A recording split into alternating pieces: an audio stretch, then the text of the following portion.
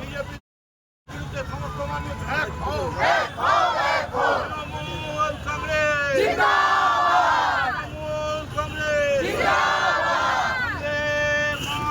বন্দে মাতরম, বন্দে মাতরম। লড়াই লড়াই লড়াই চাই, বিজেপির সঙ্গে আপোষ নয়, লড়াই চাই।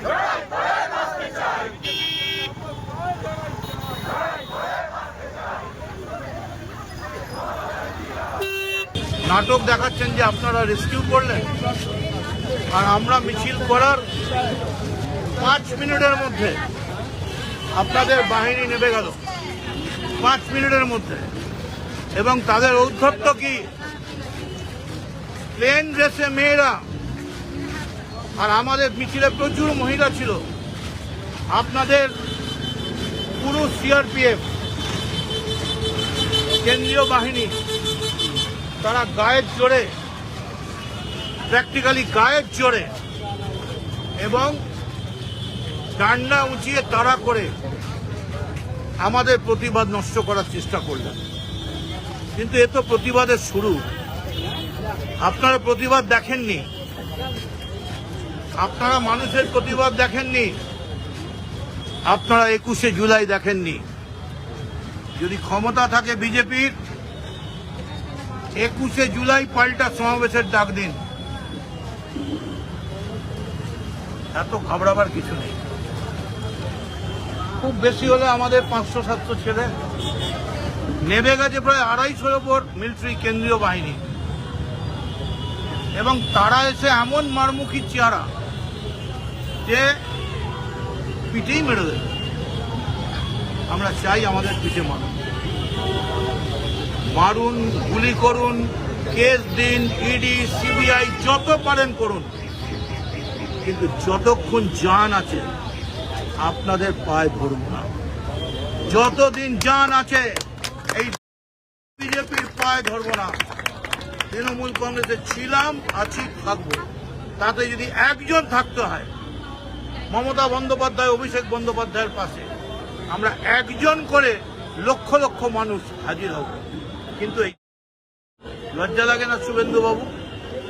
লজ্জা লাগে না শ্রমিক বাবু? দেবাশিস আছে, আপ্পা ভৌমিক আছে, আমার কথা ছেড়ে দিন। আমি চ্যালেঞ্জ দিয়ে গেলাম এই পুলিশকে, কতদিন মিলিটারি পুলিশ আপনাদের বাঁচাবে?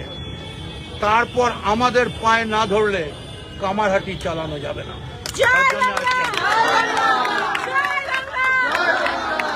অভিষেক তুমি লড়াই করো, অভিষেক তুমি লড়াই করো, আবাস অভিষেক লড়াই করো, আবাস অভিষেক লড়াই করো।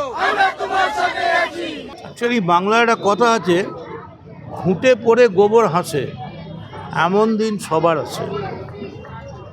আজকে যে ঘটনা ঘটল, আমি শুধু এর তীব্র নিন্দা নয়, আমরা বিজেপিকে বলতে চাইছি যে বিজেপির সঙ্গে আনুষ্ঠানিকভাবে ব্যালট বক্সে কারচুপি করে 30 লক্ষের তফাৎ, তা নাহলে হয়তো দেখা যাবে 4-5 লক্ষের তফাৎ। তৃণমূল 80টা সিট পেয়েছে। বিজেপির নোংরা চেহারাটা আজকে পরিষ্কার হয়ে গেল। ওই যারা পরিষ্কার পাঞ্জাবি পরে আর নেতারা বিবৃতি মারছেন যে কাউকে অসভ্যতা করবেন না, কেউ যদি গণ্ডগোল করেন, আমি মুখ্যমন্ত্রী শুভেন্দু অধিকারীকে তাকে পরিষ্কারভাবে তার কাছে বলতে চাইছি।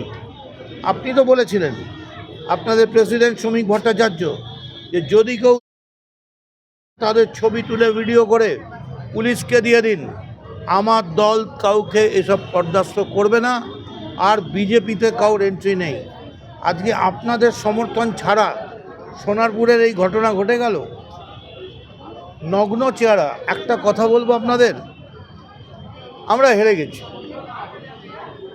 পুরু যখন আলেকজান্ডার যখন পুরুকে জিজ্ঞেস করেছিল কীরম ব্যবহার আশা করেন, পুরু বলেছিল রাজা যেমন রাজার সঙ্গে ব্যবহার করে। আমি মদন মিত্র আপনাদের বলছি, আপনারা ডেট আর টাইম আর জায়গা বলে দিন, কবে মারবেন, কবে মারবেন। অভিষেক কেন, আমাদের সবাইকে মারবেন। আমরা সব এমএলএরা একসঙ্গে যাব, মারবেন আমাদের, আমরা পড়ে মার খাবো।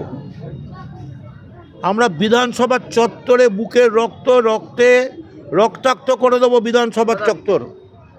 কিন্তু কবে মারবেন বলে দিন। এরকম কাপুরুষের মতো লুকিয়ে কেন সুযোগ নিলেন? অভিষেক তো কোনো চুরি করতে ডাকাতি করতে যায়নি, একটা বিপদগ্রস্ত মানুষের পাশে দাঁড়াতে গেছিলো। এই তো সামনেই 18ই জুন খুলছে, আপনারা বলে দিন যে আপনাদের ঢুকতে দেবো না বিধানসভায়, তা আমরা পড়ে মার খাবো, আমাদের হাত উঠবে না পাল্টা। কিন্তু বিজেপির চরিত্রটা পরিষ্কার হওয়া দরকার। এই এত ধর্ম করে কত বড় বিধর্মী আর অধার্মিকের দল বিজেপি, কিসের জন্য মারলেন? কেস দিন না, দিচ্ছেন তো, ইডি, সিবিআই, সিআইডি যত পারেন দিন, এনআইএ দিন, পারলে আমাদের বহিরাগত করে তাড়িয়ে দিন। আমি 1875 সালে আমার বাড়ি ভবানীপুরে, ক্ষমতা আছে, তাড়িয়ে দিন, ডিপোর্ট করুন। কিন্তু আজকে যে কাজটা আপনারা করলেন, বিশেষ করে আমি বলি, এই ঘটনার পরে আপনাদের নেতাদের যে বিবৃতি আমি শুনেছি, এই বিবৃতি শুনে আমি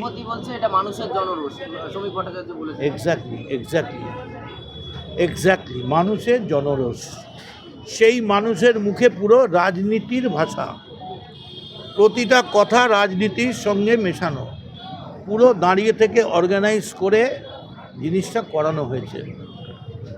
মানুষের জনরস যদি হয়, আমি ধরে নিচ্ছি আপনি তো ক্ষমতায় আছেন, কেউ যদি অন্যায় করে, মানুষের জনরস যদি তাকে পিটিয়ে মারতে চায়, তাহলে আপনার কি কাজ হচ্ছে সেই পিটিয়ে মারাকে মদত করা নাকি তাকে রক্ষা করা?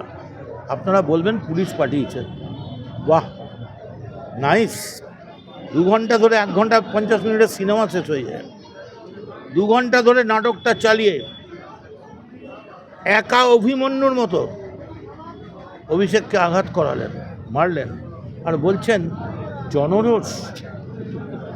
কখনো ভাববেন না প্রত্যেক ক্রিয়ার সমান এবং বিপরীত প্রতিক্রিয়া আছে, মোটা মনে রাখবেন।